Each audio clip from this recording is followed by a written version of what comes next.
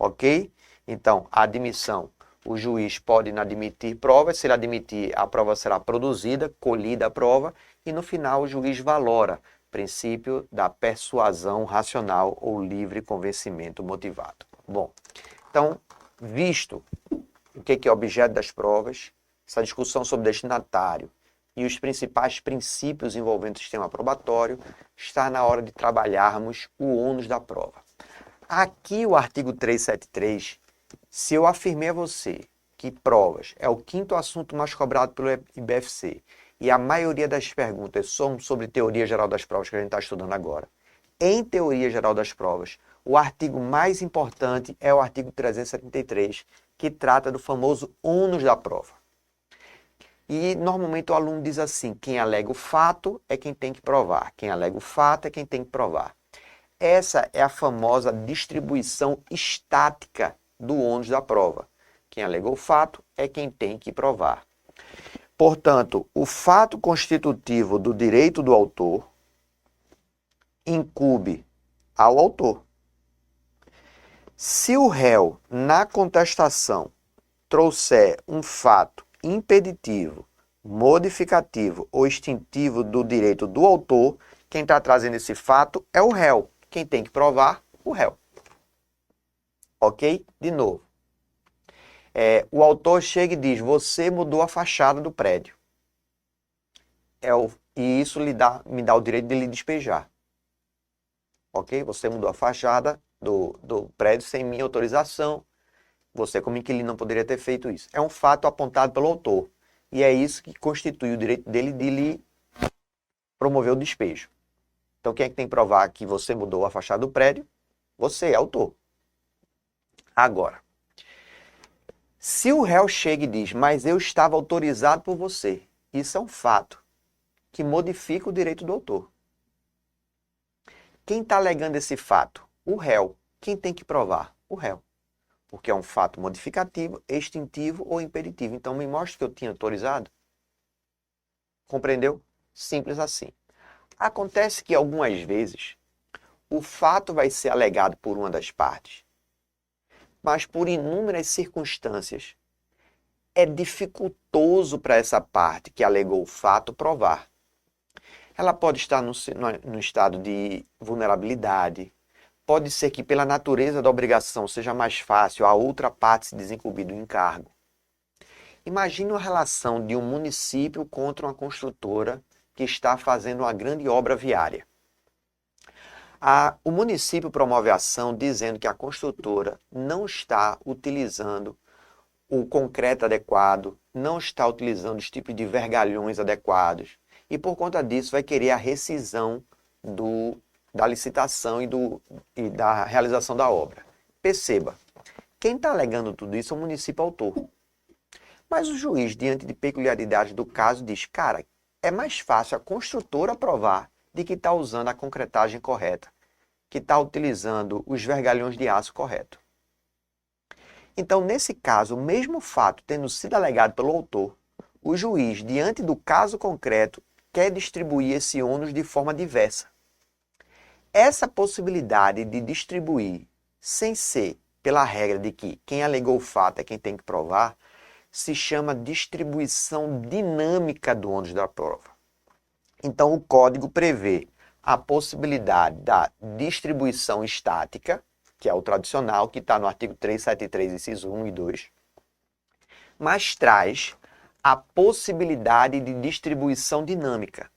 Essa distribuição dinâmica é o juiz quem decide, ou porque a lei autoriza a relação de consumo, a famosa inversão do ônus da prova, ou mesmo fora de relações de consumo, como essa que eu acabei de dizer, da prefeitura e da construtora, é uma relação administrativa civil, e aí o juiz, diante desse caso, ele diz, não, vou distribuir de modo diverso.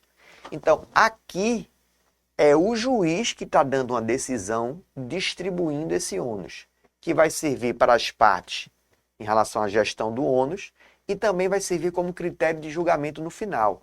Se ele redistribuiu o ônus da prova, caiu para uma pessoa que não se desincumbiu do encargo, ou seja, não conseguiu provar, a construtora não conseguiu provar que estava usando o concreto correto e o vergalhão correto.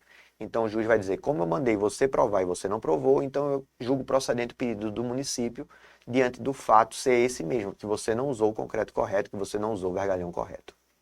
Isso pode ser extraído com a leitura do parágrafo 1º, que diz: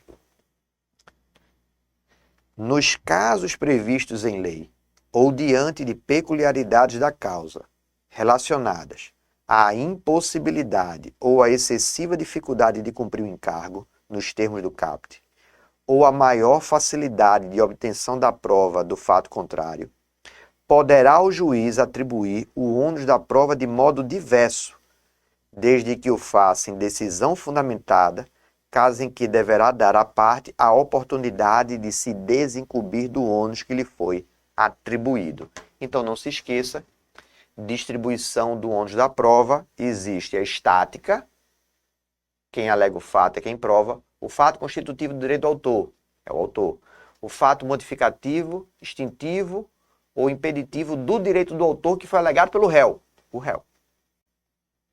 Mas o juiz, diante do caso concreto, pode distribuir isso de modo diverso? Pode. Minha esposa teve uma infecção hospitalar porque o hospital não faz a higienização correta de suas alas e está com uma superbactéria lá. E minha esposa contraiu isso, por conta disso ela teve as complicações. Quem alegou o fato foi o autor. Isso não é relação de consumo, isso é responsabilidade civil. O juiz olha e diz, eu quero que o hospital mostre que toma todas as precauções e cuidados necessários para evitar esse ambiente de superbactérias.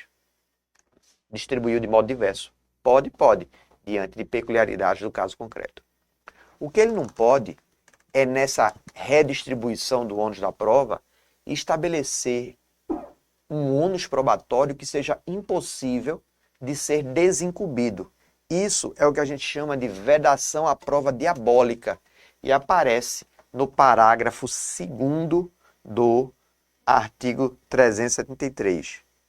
A decisão prevista neste parágrafo não pode gerar situação em que a desincumbência do encargo pela parte seja impossível ou excessivamente difícil. Imagine uma ação de uso capião de único imóvel.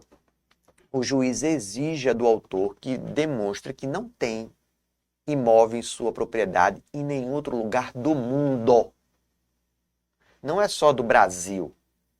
Ele quer que você prove que não tem nenhum outro imóvel no mundo. Como é que você prova que não tem nenhum outro imóvel do mundo? Então, uma prova que é impossível ou simplesmente de difícil demonstração ou que dificulte muito é considerado prova diabólica. E aí você pode se insurgir contra isso. Lembrando que a decisão que o juiz distribui o ônus da prova de modo diverso, ela é proferida na decisão de saneamento e organização do processo, aquela do artigo 357 que a gente viu no final do bloco anterior. E aí cabe agravo de instrumento contra essa decisão, viu? Não se esqueça. Cabe agravo de instrumento contra a decisão que versar sobre ônus da prova. Além disso, também não se esqueça que o ônus da prova pode ser negociado. Então, a distribuição pode se dar também por negócio jurídico processual. Está aqui, no finalzinho do parágrafo 3º.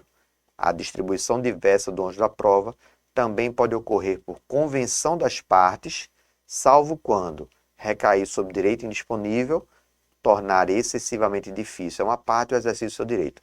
Veja que aqui ele não botou direito que admite autocomposição, né? Ele botou direito indisponível.